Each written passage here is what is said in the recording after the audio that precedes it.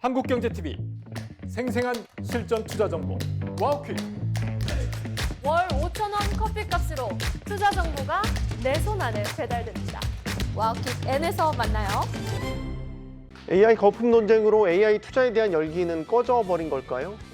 오히려 정당한 논쟁을 통해서 옥석 가리기가 이루어진다면 AI 투자 불씨가 다시 살아날 수 있지는 않을까? 오늘 이런 질문들을 갖고 유니스토리 자산운용 김장렬 투자전략본부장을 만나보도록 하겠습니다. 안녕하십니까? 네, 안녕하십니까? 자, AI에 대한 투자 열기, 과연 지금 어떤 상태냐? 중요한 건 누가 그러던 우리 꺾이지 않는 마음이라고? 예. AI 투자에 대한 마음이 꺾였다고 봐야 됩니까? 아직은 살아있다고 봐야 되는 겁니까? 그러니까 AI 주식에 대한 우리 투자자들의 네네, 주식 투자 그렇죠. 말씀하시는 거죠.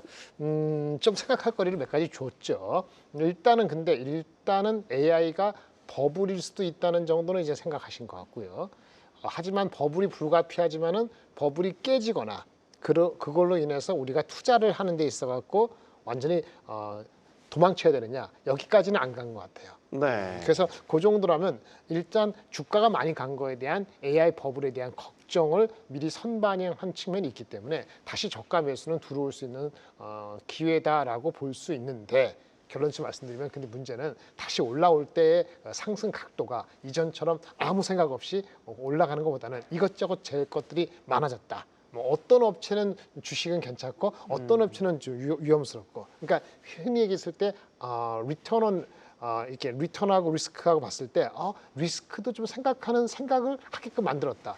이렇게 말씀드릴 수 있겠고, 지난주에 나오는 게 여실하게 나온 것이 뭐 엔비디아가 실적이 잘 나왔고 오늘 뭐 프리마켓에 오르고 있기는 합니다만은 실적 대비했을 때 엔비디아는 쏘쏘하잖아요. 그런데 우뚝 쓴 건 뭐죠? 구글이 우뚝 섰지 않습니까? 이렇게 차별화가 될 가능성이 지속적으로 있다. 이렇게 말씀드릴 수 있겠습니다. 네. AI 투자에 대한 열기가 꺾인 건 아닌데 반등 시점에서 예전과 같이 무작정 오를 거다, 이제 그런 시대는 끝난 것 같고, 여러 가지 생각들을 하면서 이제 AI 투자를 하더라도 네, 그렇죠. 네, 이거 따져보고 저거 따져보고 이제 다 따져보면서 투자할 것 같다. 이렇게 정리를 해보겠습니다. 시장은 이제 AI 견조함도 있었지만 결국 연준이 시장의 예를 들어 금리가 되겠죠. 네네. 그 금리에 대한 전망을 어떻게 그려나가느냐, 이 부분에 대한 것도 민감했던 게 금리 인하에 대한 기대감이 촉발되는 날은 분명히 시장이 반등을 해요. 그렇죠. 아닌 날은 떨어지고. 맞습니다. 오히려 더 이거에 민감하게 반응했던 것 같기도 하고요. 그게 촉매가 된 거죠. 어차피 그 AI가 거품이라고 하더라도 깨지냐 안 깨지냐는 것은 유동성이 넘치면은 안 깨지고 미뤄지는 거란 말이에요. 시장의 유동성이라는 게 뭐죠? 가장 쉬운 것이 금리입니다. 근데 금리 인하가 10월 중순 이전만 하더라도 금리 인하가 11월 달에 한다고 거의 80% 90%가 믿고 있었잖아요. 그러니까 이것이 가려 있었던 겁니다. 근데 10월 중순 이후부터 금리 인하가 혹시 헷갈릴 수 있다는 게 되면서 가장 위험 자산 중에 하나인 AI 이전에 비트코인이 무너졌고, 그 다음에 다른 금도 많이 올랐기 때문에 금도 한번 건드렸고, 주식을 건드릴 때 이거 봐라, 그 AI 관련되는 회사들 엄청 니 돈 내 돈 관계없이 회사처 반응하고 난리를 하고 있는데 유중 빼놓고 다 하고 있죠. 그런데 이게 이렇게 되면 괜찮은 거야? 라는 그 리스크를 생각하는 형태가 된 거예요. 그래서 금리 인하가 확실하다면 12월 달에, 그리고 금리 인하의 이유가 또 타당성이 있다 그러면 지속성 있게 금리 인하를 할 수 있다라고 한다면 아마 지금까지의 논란이 주가가 빠진 상태이기 때문에 이거를 어느 정도 많이 할 수 있다, 이렇게 보시는 것이 타당하겠지만, 문제는 이제 빚을 져서 한다든지 하는 것에 대해서 그렇게 계속적으로 좋게 보지는 않을 것 같아요. 뭐 오라클이라든지 뭐 그거 아니더라도 콜리브라든지 기타 등등 업체는 뭐 엔비디아도 그렇지만은 엔비디아는 그래도 어떤 그 순환매적인 어떤 서큘러 투자에 엔비디아 좀 걸려 있거든요. 그래서 엔비디아 사실 실적 대비했을 때는 바로는 아니더라도 한 190불, 200불 어느 정도 가야 되는데 그게 못한 이유는 엔비디아의 한 부분에 있다고 보는 거죠. 디스카운트 요인이 됐다고 보시고요. 그렇게 되면 뭐 구글이라든지 다른 업체들, 아니면 어쨌든 AI가 버블이 안 깨지잖아? 그러면 어떡하지? AI 버블이 안 깰 때까지 투자는 하겠지? 투자를 하면 누가 수혜보지? 곡괭이를 누가 만들어? 엔비디아는 저 경쟁이 있어? 이거 메모리 업체가 좋네. 그러면 샌디스크라든지 마이크론 주가는 상대적으로 탄력이 내려간 거 많고 올라올 수 있다라고 보시는 게 맞겠죠. 그 금리하고 기술주의 상관관계는 어때요? 금리가 내려갈 것이라는 추세가 확인이 되면 네. 기술주에는 좋잖아요. 투자 심리 좋아지는 게 좋습니다. 일반적이잖아요. 맞습니다. 그러면은 지금 아직 좀 불확실하니까 기술주가 더 좀 조정을 받은 그렇습니다. 그리고 중요한 여지도 있는 거고. 중요한 거는 이게 AI가 버블이 아닐 수 있다고 계속 강조해서 싸우잖아요. 사람들이 네. 이거 아주 바람직하지 않습니다. AI는 버블이 될 수밖에 없습니다. 라고 말씀드리겠어요. 근데 AI는 버블인데 관련되는 주식이 깨지느냐 이거하고 다르다는 거예요. AI가 왜 버블인지 아세요? AI가 미래지향적이고 장기적으로 가는 거 맞잖아요. 네. 그리고 생산성이 오는 거 맞죠. 근데 다 문제는 어떻게 리니어하게 오느냐, 갑자기 오느냐, 언제 오느냐는 거죠. 네. 그런데 제가 있고 앵커님이 계시는데 둘 다 AI를 데이터 센터를 만들게 하는 거예요. 야, 우리 적당히 하자. 오버서플라이 하지 말고 적절히 하자. 그러면 우리가 둘이 나눠 가져갖고 예를 들어서 뭐 그렇게 합시다. 이렇게 나눠 가는 거예요.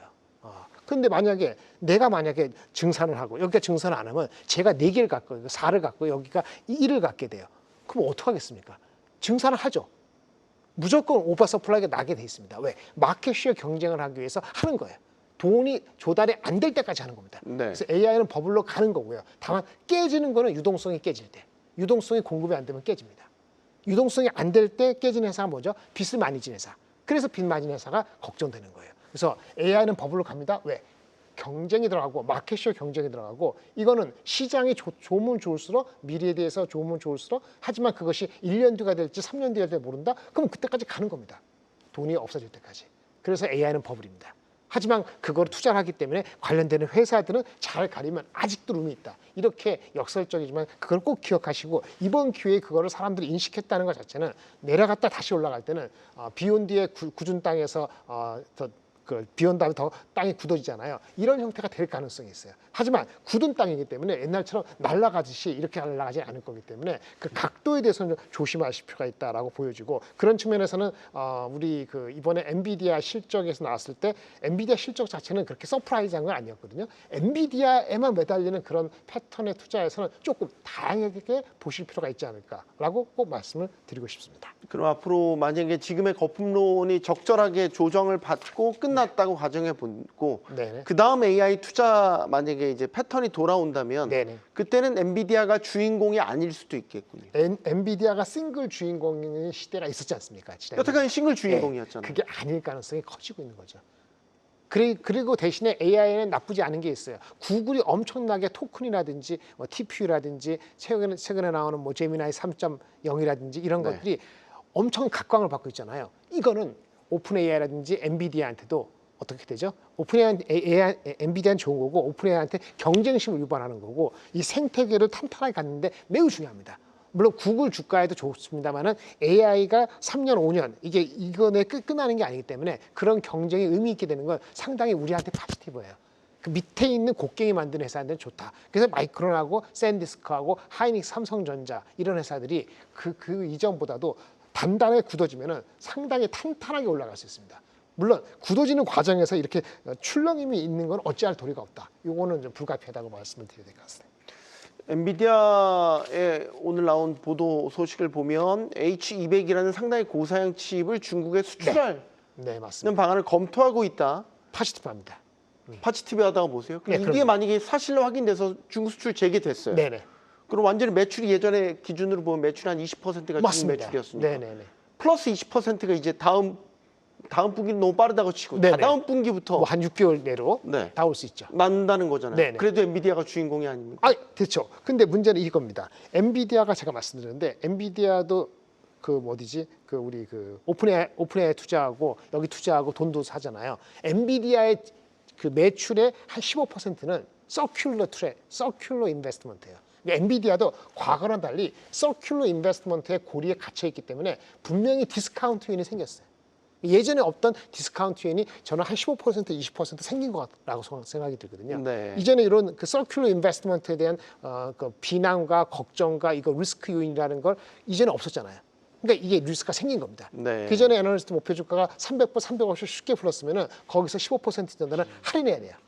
그랬는데 오늘 아침에 그 20%에 해당되는 중국 시장을 놓치기 어렵다 이런 생각이 있는 그런 리포트가 나왔잖아요. 네. 보도가. 이게 맞다면 15% 할인되는 요인은 15% 이상의 중국에 대한 시장으로 액세스가 된다 그러면은 그럼 퉁치면 도로 가는 거죠. 그래서 200불 정도 레벨은 바로 가는 것이 사실은 타당한 겁니다.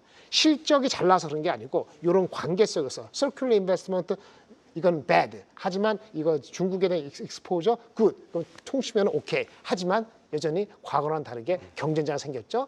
브로드컴 원래 있었고 네. 구글이 나왔기 때문에 엔비디아만 독주하는 것보다는 조금 더 스프레드, 서너 개의 스프레드일 가능성이 크다. 이렇게 말씀드리겠습니다. 알겠습니다. 유니스토리 자산운용 김장열 투자전략본부장이었습니다. 고맙습니다. 네, 감사합니다.